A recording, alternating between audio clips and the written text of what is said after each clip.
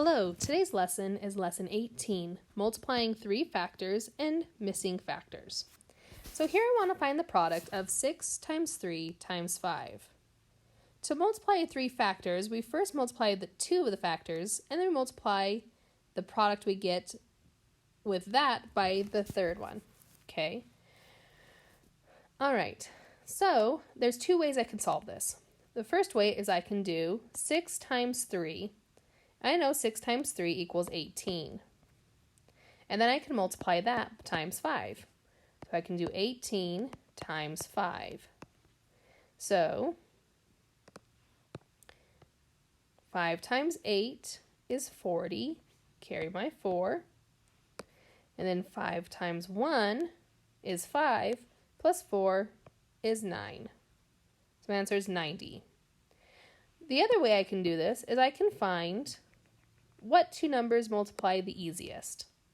So I can change this with the commutative property and do 6 times 5 times 3. Because I know that 6 times 5 equals 30. So then I have 30 times 3. Well, in my head I can think 3 times 3 is 9, and then I have a 0 left over. So my answer is 90. Okay. All right, on this one it says, show how to rearrange the factors to more easily find the answer to 5 times 7 times 12. Well, it's easiest to find a multiple to multiply numbers that end in a 0, okay, or the product will end in a 0, okay? So if I multiply 5 times 7 first, that would be 35, and then I'd have to multiply that by 12, which I don't know how to do yet. So I'm going to do 5 times 12 first, and then multiply it by 7, because I know that 5 times 12 equals 60. So now I can do 60 times 7. So let's do that. Okay, so 7 times 0 is 0, and then 7 times 6 is 42. So my answer is 420. All right, so here we have my problem. How many blocks were used to build this shape? Well, I can count all the blocks, or I can multiply three numbers. I can see that the top layer has 2 rows of 3 blocks. 2 rows, and there's 3 blocks. Okay.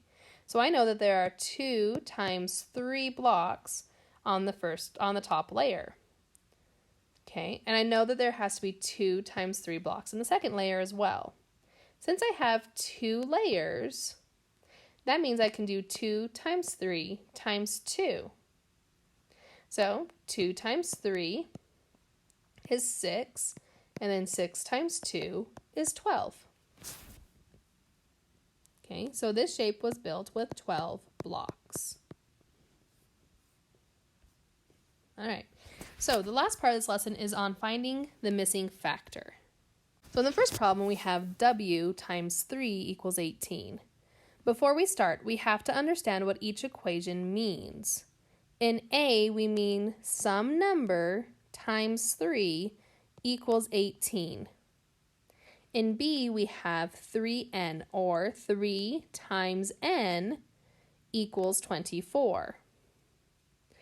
And on the last one, if I multiply 6 times 5, I end up with 30. So I know that 30 equals 3 times y. And this was 3 times n equals 24. Okay, so there are multiple ways we can do this. One, we can count how many 3's add up to equal 18, or I can use a multiplication table. So let's use a multiplication table. Okay, so I know that we're going to look at the 3's column. And I know that something times 3 equals 18. So I'm going to go down the column until I find the number 18. There it is.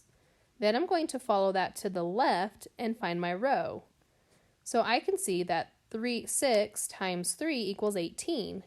So W has to equal 6. Okay, let's try for the next problem. So we have 3 times n equals 24. So starting with 3, we're going to follow it until I get to the 24.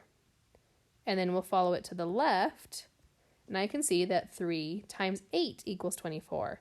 So n equals 8. And on the last one, we have 3 times y equals 30. So we're going to take the 3 and follow it till we get to the 30, and then follow it to the left to see that 3 times 10 equals 30. So y equals 10. Okay, and that's it for this lesson. Good luck on your homework.